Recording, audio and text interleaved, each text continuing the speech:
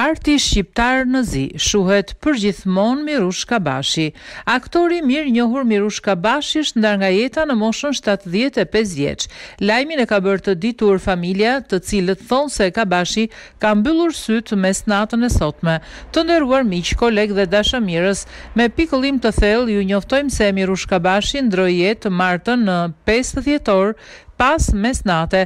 Sa i përket detajeve të ditës, orës, varrimit dhe homazheve, ju komunikojmë në orët në vazhdim. Me respekt, familja Kabashi thuhet në njoftim. Mirush Kabashi lindi në 17 prill 1948 në Shkodër dhe është rritur në Durrës. Ai është aktor i rreth 100 roleve në teatr dhe filma. Shpesh ka qenë edhe prezantues i aktiviteteve të shumta artistike. Gjithashtu, Kabashi është cilësuar si një nga interpretuesit më të mëdhenj të poezisë në Shqipëri.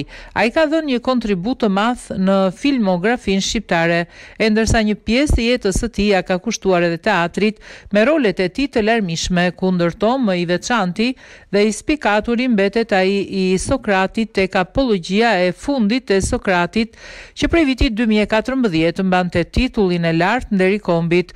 Më parë kishte titull artisti merituar dhe mjeshtër i madh i punës.